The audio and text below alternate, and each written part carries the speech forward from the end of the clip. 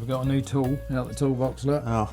Specially made. Well, hello everybody, welcome back. So this is our part 2 of our Vevor Head project engine. As you can tell, I'm doing some port work on it. Took the heads apart, and I'll bring it in and show you the updates of what's all happening here. So we got new tools. Well, tools I've made. You get in here to the port. Let me get my flashlight. So I showed it on the first video on how kind of small these ports are, how they neck in around the push rod bulges. So I mean, you can see my finger, and there's not a lot of space side to side with my finger going in the port. But you come over here to what I have ported, and you can see there's quite a lot more room that I've done the work I want to get done. In order to go as far as I've gone with the porting, I need to know how far I could go before I break through for the push rod holes. So I made this little tool here, and I can't remember the name of it. I'll post it up. Some like doctor came up with this tool. So what it does is you take it, you stick this part of the rod down in the push rod hole, and when you close it up, the distance from this pin to the rod is doubled down here. So that's not a lot of room. So if you have that distance, is what the distance is going to be of the metal left on the push rod tube hole. So, because when it's closed, that pin's touching and that pin's touching. So when it's a little bit farther away, theoretically that gap is about twice as big as that gap is. Yeah, so there's not a lot of meat left in that one. So coming around the left is the hard part, and you can see I can gauge it now all along the push rod hole, and a little more than 1/8 of an inch at the bottom anyway of meat still there. And if I want to flip it around the other way to the right side push rod hole, see there's definite distance disparity there now, but I know if my finger's in there, that's where it's going to be zero clearance. So if I shove this down in the right side hole, I can almost shove my whole finger up in there now, but since the port is steering away from the right push rod hole, I'm not as worried about this one as I am the left one. So with this tool, I was able to get as close as I dare to the left side of the port. Before it costs you some money. Yeah. Yeah. But beyond just the push rod tube, with these heads, you have to know with this cooling port right here, because I can take my finger and I can curve it around inside. Back behind the push rod tube bulge is really the narrowest spot inside this port that I had to be careful of. So I just made myself a little tool out of some welding wire that I could bend, get around the port, and you can kind of squeeze it together a little bit and gauge how thick it is or thin it is. I put some marks back on here because the other ones wore off. So if I squeeze it together and at these marks, I take a measurement. So I don't really care what the number is, but I can lock it down. I can extract the tool, and then if I put it back on the marks with the caliper locked down, there's not a lot of clearance there for how thick the wall is for the cooling jacket. So that is the limiting factor, how much or how wide I can port this to the left side. And I don't know, I don't have fancy x-ray tools or sonic checkers to figure out exactly where water is in this port, so I'm just playing it safe. I'm just getting the port as wide as I dare, trying to not have it taper too much, and basically clean it all up. This is a lot of darn work. So how many hours have you got into it? I probably got at least 6 hours plus just in the porting work, and I'm not even done yet. I mean, it's going faster as I learn how far I can go, how quick I can go. But because the other head I started on this hole, and I moved left until I got here, then I started worrying about this one, which I really should have started here because this is as big as it can go, but these ports aren't hindered by the fact that this cooling jacket exists. So I'm not doing too much in the combustion chamber. I'm just trying to get rid of the machinist ridge on the exhaust port and get rid of this kind of sticky out point right here where they have the boss for the spark plug. So, I mean, just going in, cleaning up in the chambers or in the bowls. The exhaust port I'm barely touching because the exhaust port is going to flow much more than we need. Just a general cleanup, just a general bowl cleanup, but most of my attention is being done to the ports. You can hopefully see down in there how much room there is. You can still see where the rocker stud threads are going to poke through. I still have a lot to work on this one. You can get in there and hopefully see how things are opening up, or how things are really shrouded in here, and how much more opened up it is. But in 5 holes worth of porting, and I got that much aluminum junk already, plus a lot more still scattered around. But we're getting there.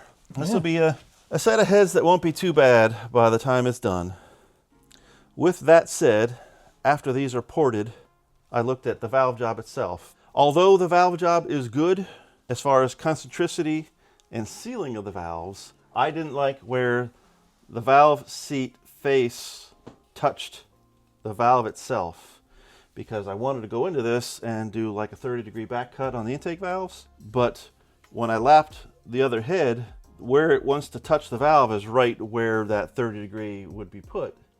So I would have to redo the 60 and redo the 45 to move the interface point toward the outside edge of the valve in order to do a back cut. And it's like, where does it end? I don't really, the valve job is good enough out of the box to work well, but it ain't gonna work great. It's not gonna be, a competition valve job port or anything like that. Yeah, it is multi-angle, but they didn't really optimize it well.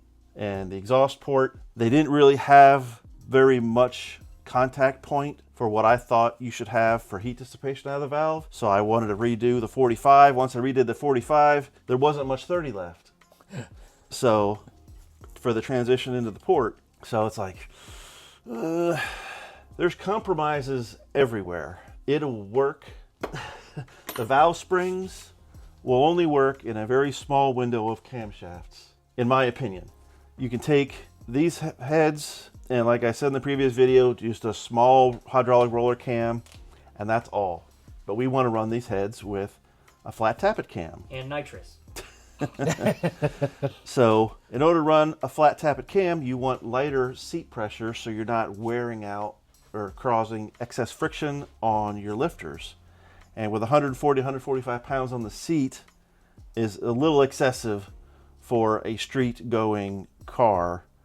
And to convert the springs to like a trick flow spring package, like we talked about in the other video, which will give you about 110 pounds on the seat, which you're saving 30 pounds of pressure on every single one of your lifters, and that's for longevity of your flat tappets. So I know the owner of this engine build and these heads doesn't want to hear it, but I think he's going to have to pony up for a spring package if he wants it. If he wants to run a flat tappet cam, and he wants it to last, because if you run these springs on it, you're gonna roll the dice whether the cam's gonna break in well or not, and whether it's gonna last, especially with today's oils. So I got to do a spreadsheet, I think, and start adding things up of what these heads are really gonna cost, even for somebody like me that can get them done cheaper. I think, yeah, let's make a list. Get a Sharpie. So right now, 9 April 2026, these heads are $333 a piece. So it's sign of the devil there. $666 for 2 complete heads. You're going to need pushrod guide plates. AFR makes their multi-piece ones that are nice. They're $46. For the set, you're going to need rocker arm studs. Just go for the 7/16 inch because they're $2 more than the 3/8 inch diameter ones. So $65 for a set of ARP rocker studs. To replace these crappy valve locks, get some trick flow ones. They're $43. You also need the head bolt reducer bushings if you're going to put these on a 302. In jegs, they sell the Speedmaster ones, which are like $36. So what you're looking at, bare bones, is $856 minus any shipping costs for these heads. That's not including the work I'm doing to them. Yeah. So if you're going to want a better spring package, you can delete the valve locks and get the trick flow spring kit, which is like $165. That's going to push you up to $978 for the pair of these heads and all the work that needs to get done minus any shipping. Or you can get yourself a set of A&R Enforcer heads, which right now are about $700 a piece.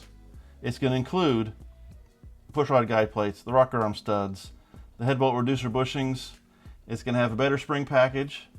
It's going to have better valves, better port, and better support as far as warranty work. And that's $1,400 for the pair. And you don't got to mess with anything. So an extra $400. It's kind of steering everything toward this and not really making this worth the hassle. Plus the performance benefit you get with the Enforcer. It's hassle now. Yeah. We didn't know it was going to be Well, hassle now. Let us do the mistake for you. And then, So Jamie's forced the issue. Well, and he would be paying over this amount right here to fix his stock heads, because his stock heads needed valve guides, resurfacing. The valves were shot, the springs were shot, and everything was toast in it. The valve job itself, plus the cleaning, and then that's not even any port work, and you're just still stuck with a set of stock heads, especially with the machine work over here in England, which you multiply that by the exchange rate of, like, what was it, 135, 136 right now? I don't know what it is right now. $1.36 per pound. So you're probably over this, and then you still just got a set of stock cast iron, late 70s iron heads. So this are at least gonna flow, and you were gonna, even with a smaller mild cam, we're gonna be pushing 1 horsepower per cubic inch is what I like to shoot for, because if you start getting more than that, then your streetability really drops off. So with a little light car with a Cobra 2 that only weighs like what, 2,700 pounds, with a V8 in it, he's gonna have a hard time keeping those 13-inch rear tires from spinning and keeping control of this car. $1.34 to the pound. Yeah, $1.34. Yeah. Yep. So $1.34. So I mean, my work for a friend is free. So all this port work I'm doing and correcting things, and I'm doing it because I want to do it. If you want to start learning how to port, you can't do any better than buying the cheapest heads you can and cutting on them. Because they're aluminum. This aluminum isn't bad because it's not gummy. It's not clogging up the bit or anything like that. The seats are okay. The guides are okay. I mean, like, if you can get the bare head and you wanted to build it up, I think you would be in a lot better place.